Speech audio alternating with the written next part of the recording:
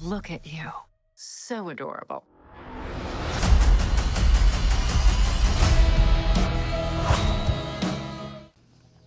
I mean, it's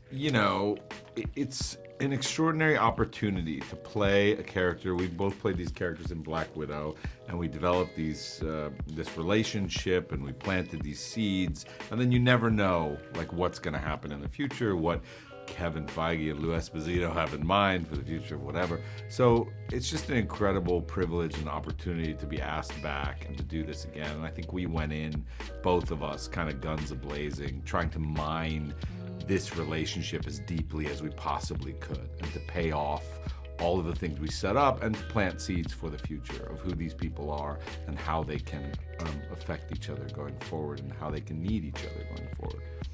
I think also, just on top of that, Jake really wanted this movie to be a film that anybody could watch without having watched any other characters' backstory movies. And while that, was a great idea and really cool, I know that we both felt really defensive about the fact that, no, that might be true, but we really need a conversation about the fact that Natasha has gone, and what that might be doing to both of these characters. And even though we're trying to create a movie that people don't need backstory, we need it, our characters need it, and as actors, for us to know where we are at and where our story is going, it was just something that we both felt very, very protective of. Her state of mind is a very dark one. She isn't doing well. She doesn't know really what she's here for anymore. Since the last time we saw her in Hawkeye, she is now fully processing and is dealing with the grief and the loss of her sister. And she doesn't really have much color anymore. She doesn't really know why she's here, and nothing gives her joy. And we kind of see her asking those questions to her dad. After a year of not seeing each other, we see her really trying to fumble and figure out how she can make herself want to wake up in the morning. And it's something that we watch and we all can recognize as someone that needs help. And it's through the movie and through her opening up and her being there for people that she actually begins to feel that love for life again. From the events of Black Widow, he's sort of on an upswing at the end of that movie, and he is not on an upswing now. He's not in a good place. He has a limo business, which is not thriving. He thought he would come to Washington, D.C. and literally be embraced by the American government as perhaps the next savior of America, and it didn't turn out that way. He's living in a studio apartment with a crappy limo business, barely making ends meet, not talking to his daughter. Though. What? It's a great smoke machine for the real thing. No, I'm not even talking to his daughter because he is unable to process the guilt around Natasha's death. He's unable to process, what it means to be a dad to her, or what he has to offer her. I think he's lying to himself in many different ways, and desperately clinging to some former glory. And so that's where we find him, and it's a great place to start because it means that he has a tremendous journey to go on should he choose to accept it, and luckily in this movie he does. That they make so many mistakes, and they hate themselves, so much. And they're struggling to work with one another. They don't know how to share. They don't know how to ask for help. They don't know how to ask for. They also are just like, they're so used to being such lone wolves that they don't know how to even communicate or how to have any etiquette. And I think there's something quite wonderful and charming about watching all of those, what's the word? Attributes? Yeah. Together. Yeah. My brain. No, it's great attributes. Yeah. And you were like, what's the word? I was like, misfits? Yeah. Like, crazy people. Yeah. Yeah, watch them try to team up, because they do team up despite their willful trying not to, and their willful need to believe that they are unlovable, unforgivable, unworkable in this world. They do wind up coming together. Oh, it was amazing working with Jake. He, all of the things that we've said that we loved about making this movie, it was him that really argued for it and defended the themes of this movie. So it just was a huge honor to be able to do a Marvel movie in this way. And what was he like to work with? He's such a supporter. He really believes in every single person that he hires, and he just thought that we were all great. That's what was so brilliant, was like when we'd go on set and he would ask us to do something ridiculous, because sometimes you do have to be asked to do ridiculous things on sets like these. He'd be like, "Now I know, but can you just trust me because you're amazing and you'll sell it?" And you're like, "Okay, I'll do the thing." He did make us all feel very loved. So loved. And it was genuine. Like, I think he says it many times in interviews, and I believe him every time he says it, he just says, like, "Why'd you want to do this movie?" And he's like, "Man, this cast." Yeah. He's like, can you imagine having this cast together? Yeah. And you're just like, oh yeah, you really do love us. Really loves us. And that's a beautiful thing, to walk onto set and know that you're going to be taken care of by a director in that way, and not compromised for some other department. And so it was really nice. Surprising. What about you?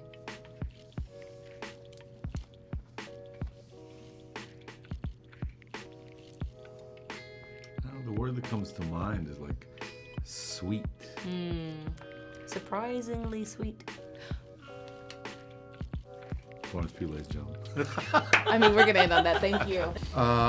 His state of mind is questionable, as always. It is sort of a passive-aggressive, dormant state of mind. The suit feels uncomfortable. Maybe subconsciously he's growing his hair out, hoping someone will object.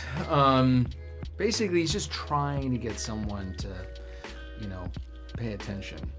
And I'm not sure he knows how to do it very well as a congressman, but he is trying to use it in a way to keep an eye on Valentina and what she's up to, because he's got a real big suspicion about her. John Walker's been in some undisclosed location for months, presumably murdering people, right? Because he can do that now. Works for Val. And you find him in a precarious situation with three other of our lovely castmates and Thunderbolts, soon to be. And they have to figure out how to get out of this situation that they're in, and by doing this, they become more fully realized versions of themselves and incredible teammates on the most incredible team that the MCU has ever seen. Right? What about Bob? Very. When a movie takes itself too seriously, it can really be not fun. And part of the experience of being in a Marvel movie is like, let's have some fun. That's part of the experience. Is like, I'm going away from my home to have this 2-hour experience where I'm gonna laugh and cry and feel all the emotions. And humor is an important part of our daily life. Keep you feeling fresh and excited. So to me, it's very important. Humor, definitely, of course, but also I think it's getting the audience to invest and care about these people and these people together. And I think it's really interesting because I really do feel like everybody was a good fit. I mean, even on and off screen. Mm-hmm. And just personality-wise and mindset, and I think if you understand what these characters are trying to learn from or get through, then I think you're invested and you want to see them succeed. Mm-hmm. New York streets. I think the streets at the end of the third act, that was pretty epic. The fact that we were actually There's driving. those moments where you're like, you know those moments where you're like, you kind of can't see the end of the set or whatever, and you just peek out a doorway and you're like, I'm in New York right now. Like, it's incredible what they can do with building sets. And then my shock is always like, they're gonna take this down. They just built this to look exactly like 7th Avenue and wherever, and it's going to be taken down and just thrown away. I mean, it's gonna be trash. Like, how? What? But that was, I thought, incredibly done, incredibly well done. Yeah, no, well, it's amazing. Also, it's just the fact that it's just so much more interesting when people build something than when you see it on a computer screen. It's just always, and especially if you're there and you've got stuff to really react to, and I think it changes everything. But it changes the work environment, which is why I feel like we have to keep the practical aspects of it. Like everybody, the crew, the extras, like all those people kind of.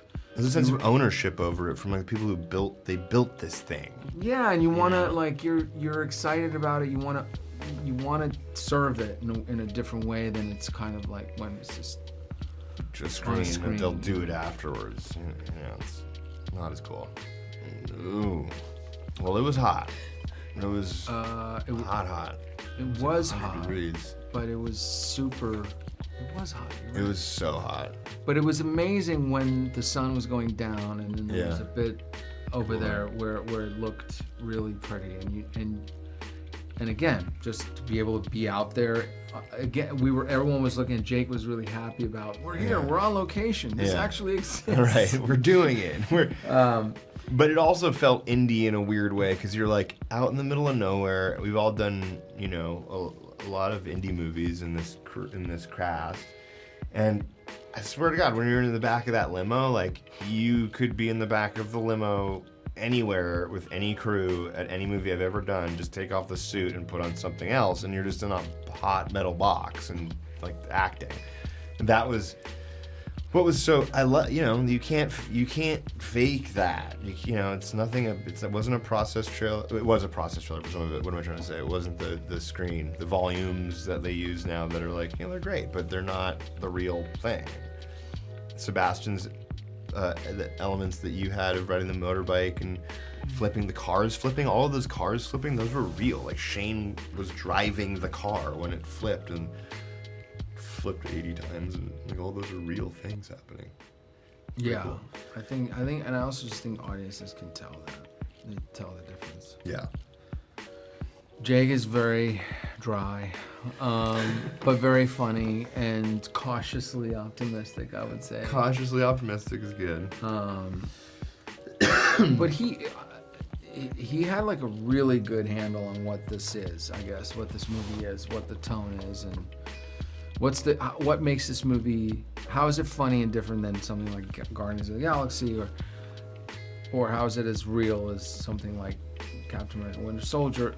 And he found its own thing. Nothing's too much, or everything's just enough. He had a very specific vision of what he wanted to make in terms of emotionally, and it wasn't always like, you know, he came at it from, this is not perfect. And anytime I've ever done a movie, no matter what the movie was or show was, which is, this isn't perfect yet, but we're gonna make it as good as we can.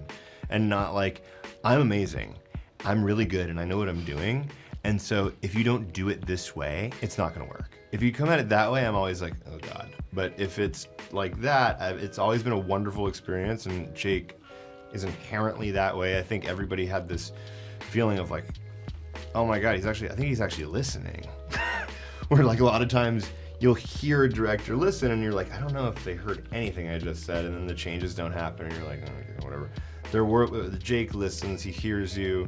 We were rehearsing and debating and coming up with that last scene until the day we did it, and it still wasn't perfect. You know, it worked. I mean, major changes that we were making because it just wasn't work. And then we've kind of found the thing that clicked that last night in that hotel room we were all sitting in, where like, you know, it was just felt like we were gonna blow up the movie, but that was the magic sauce, and we got it to a point that really worked.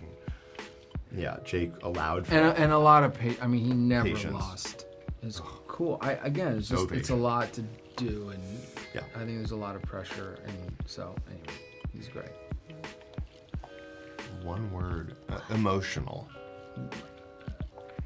One. just say integrity. That's good. I like that. Integrity. Why? Well, because I think it's about, honestly, it's about ownership. It really is. Or maybe that's it. It's ownership, right? And I think ownership as it pertains to the good, the bad, and the ugly, and being able to, that's what I think all of these characters are complex in that way, and they're three-dimensional because they have all those parts, and they're not, and I love that the movie is not trying to make any one of them more heroic than they've earned it for them to be, and it's not running away from showing how flawed they are, and I think that's one thing that will always separate this movie from the rest. What makes Valentina a great villain is that she isn't quite a villain. She's more complicated than that. It's not very straightforward with Valentina. She's sort of, I like to think of her as an anti-villain. She's, and yes, I think that she might have good qualities underneath it all. And she is somebody who is obsessed with power, and she has an insatiable desire for it, which is a driver for her. But you get to understand why she has such an insatiable desire, and that makes her a little more, shall we say, approachable, I think. I think, yeah, ever since, I think being a part of the MCU is sort of like beyond a dream for me. Although my mother did see a psychic about 10 years ago, and the psychic said that I would be in a superhero movie. So sometimes, maybe it was written in the stars, but it was just, when I got the call, I couldn't believe it. And especially to be entering the universe with this movie, I feel really honored because just the company that I'm in, and Jake, the director, and just the whole team around this is, exciting even outside of the Marvel universe. Like, it's just the whole kind of package is a dream. I feel like this whole experience, I just felt like kind of kid in a candy store. There was just, the scale of the production was so massive, and the amount of incredible people with deep knowledge and expertise in their fields was really incredible to be around and watch. And it just felt like there was always something to be kind of enamored by, just the whole production. At the start of the film, we find Valentina as the director of the CIA, but she's a little bit in the hot seat. There's a congressional hearing about her background and her, shall we say, her intentions. And she's potentially in trouble, but she's not going to capitulate in any way. Yeah, I think Mel is very ambitious and smart and savvy and a good student. I think that she wants to impress Valentina, who's a very, powerful, successful, impressive woman. And she wants to be on her good side. And then as more of what Valentina is doing is coming to light, and Mel is confronted with the reality of what it takes to get to her position, I think, that then calls to question where she fits in this world, and kind of her inner struggle that she's dealing with. Yeah. Well, what surprised me the most, and delighted me the most, was the amount of people and departments it takes to put this kind of production together, and the expertise that comes to bear. And I was very, I was awed by that fact, and that there are so many people bringing their absolute A game to this. It kind of feels very old Hollywood in a way, because there's so many, the props department and the stunts and the and costumes and all of it is so well thought through and so layered with expertise that I was just, I bow down to all of it. It takes, it doesn't take a village, it takes like a city, a state, a country to put this thing together.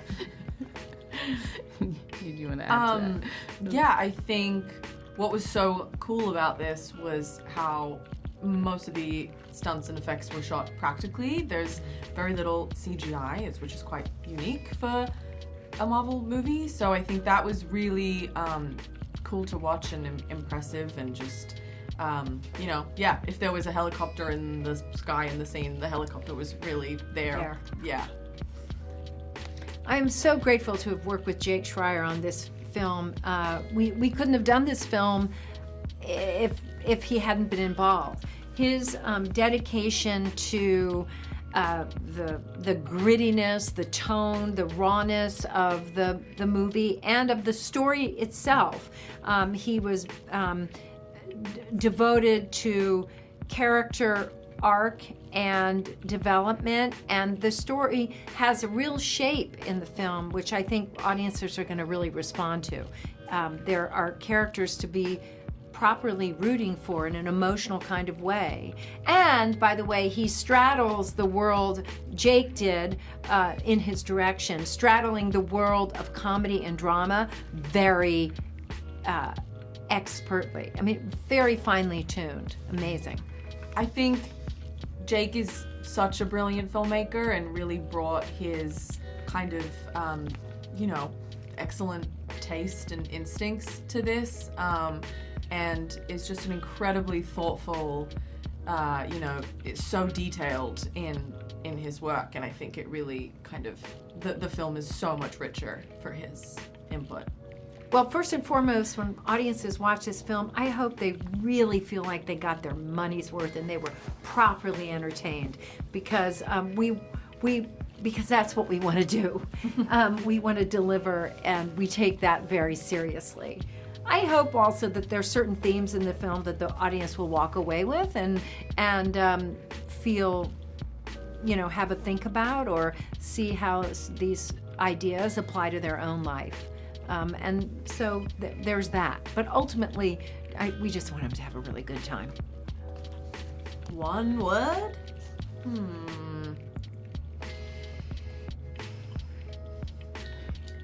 Can it be hyphenated? Big ass fun. Hey! Love that! Big ass fun, one word. That's good. Entertaining. Entertaining? Yeah, I think so. What has Ava been up to since we last saw her? She's been causing mischief and mayhem. She's been... where we last find her in Ant-Man and the Wasp, Janet Pym has healed her, and she's now not so volatile. She's not naive, she's not immature, she's not surviving, and she's not in pain. She's very much employed in this. She hasn't found a family, a friendship or anything. She's very much alone. She's found her power, she's found her calm, she's found her control, and I think she's dangerous. But I think she's very much got her guard up. She's a bit of a stubborn mule. Very sarcastically, but she's got her Fort Knox up. She's not prepared to play with others. Oh, there's a lot of feelings around that. They're all very excited and glowing and good feelings, obviously. And then there's also feels like there's a lot of responsibility that I'm mostly putting on myself, because I care so deeply about this story, and I've been such a fan of Marvel for so long. And I know what it means to be a fan of something, and it's a real, it's not a task I take lightly, I think that to inhabit a character that's been around for so long is rightfully, it's a challenge, because there's so many things that we love about the characters that we love, and we grab so tightly onto them because they do feel so comfortable, like a comfort blanket. And so I wanted to make sure not to step on sacred grounds in that way. I think I was lucky that I am playing this character because I felt like I had so much to draw from, and I felt like I had you know, a lot of the themes that he kind of deals with and goes through, I think felt very like places I had kind of already kind of traversed through. And so I think that's another reason why I felt like I really wanted to do it justice, because I was like, I know what this feels like, and I should be able to convey that, and so I just wanted to make sure that I did that. Luckily, I had the most amazing cast of all time surrounding me, and one of the best directors around, and the entire Marvel team like helping me and putting wind in my sails. So I couldn't have been in better hands.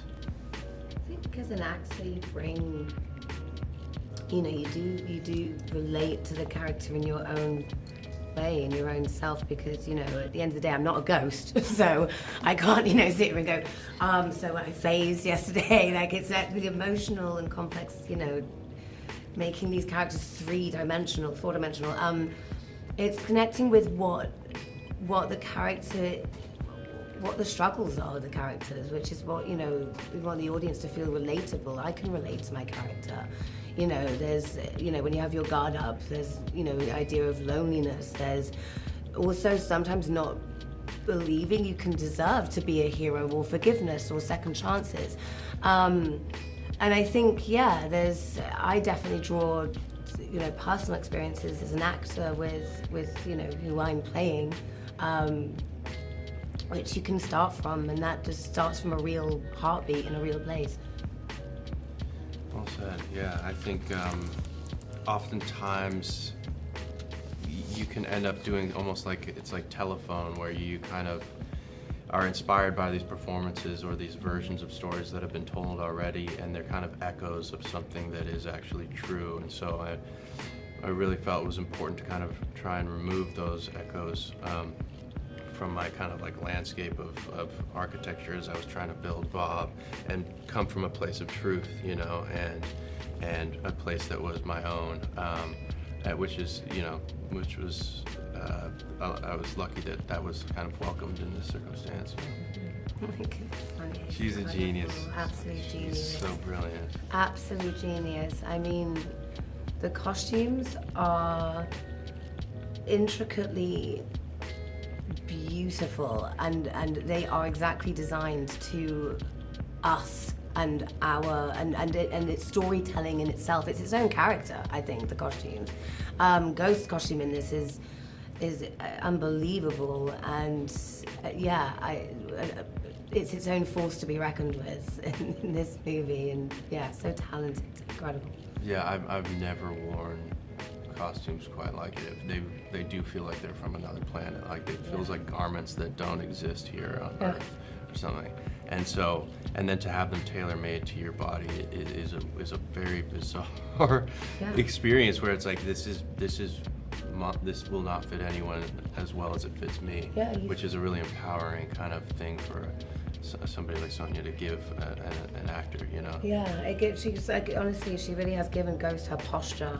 It's like it's a whole complete different posture, and I feel like you feel like a hero. You feel beyond. You feel like you're not you anymore when you put these costumes on, and it really kind of sets you up when you get on set, and you're, you know, not only surrounded by the set, and, you know, the whole universe and the gravitas of that whole thing. You feel like you're part of it because of the costume and everything that comes with that.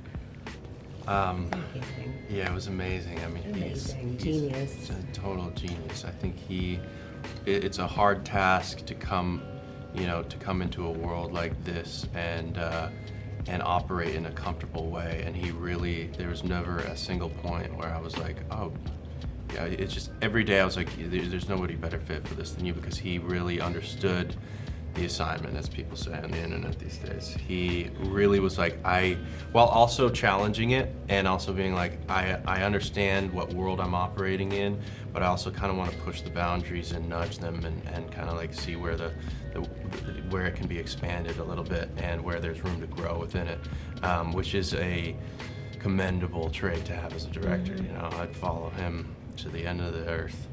Yeah, you certainly felt really completely in safe hands, you know, and really trusted his guidance and you know, the patience, the nurturing of the characters, and you know, he really is an Einstein of, you know, a director, and you know, very meticulously, you know, just so, I think, yeah, inspiring to really tell these characters' stories as well. Perfect match, if you will. Yeah.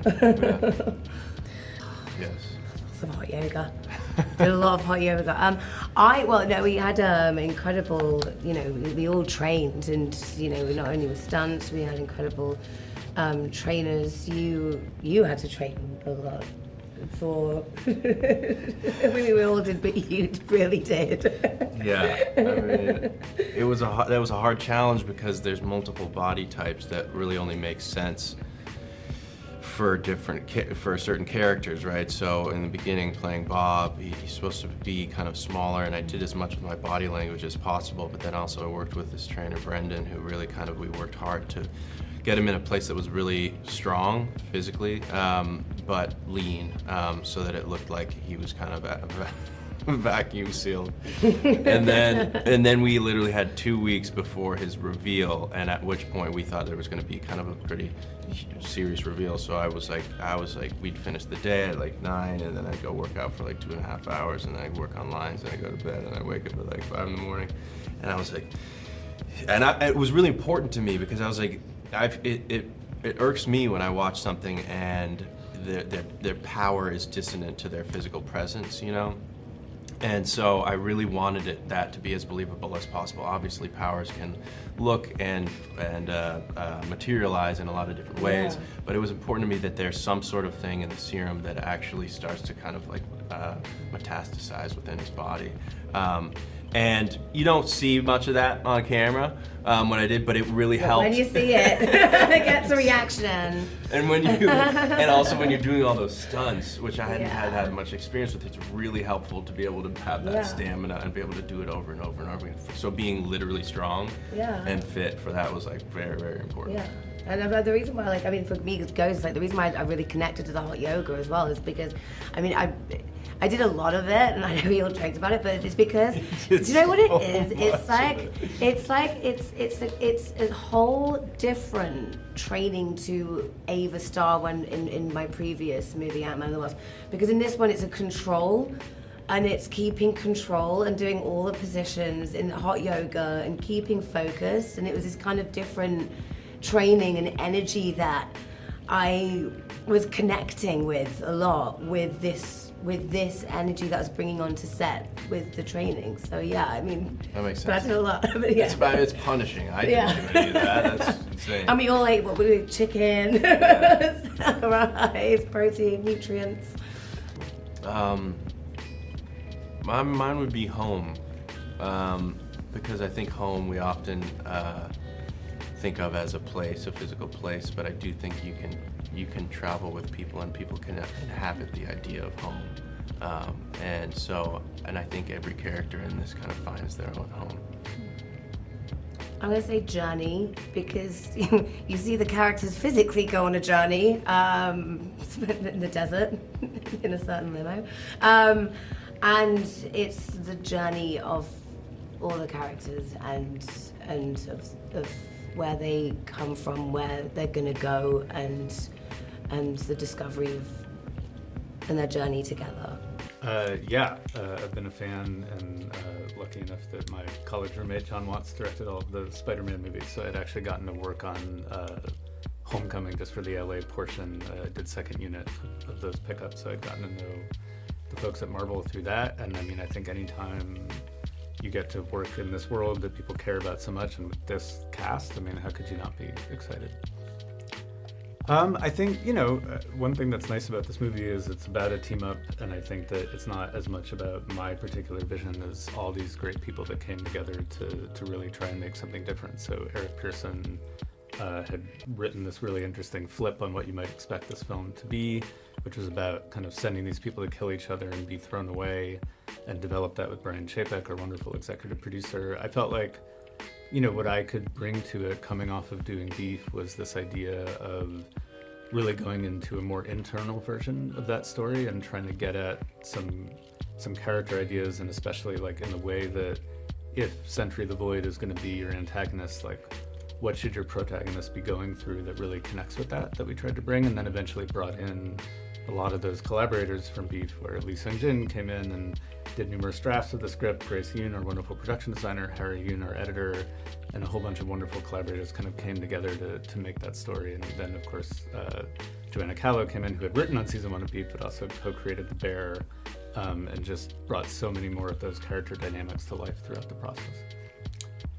I think if there is a theme to the movie, it's about isolation and this question of, there's a line that Elena says to Bob at one point that he repeats back to her as the Void, where she says, "We're all alone, all of us," and I think the question of the movie is, is that true, or does it have to be true? Do we have to be alone in this? Like when we're going through something, when we experience shame or thought loops, like do we have to exist in that, in isolation, or through connection, could we maybe find a way out of those things? And, obviously the hope is that through connection we can get out of there. And, I think that's something that I've certainly experienced, and I have friends that have gone through, different versions of, on a more internal level, some of the big external ideas of what a rich character, Bob, Sentry the Void is, that it felt like we could tie all those things together.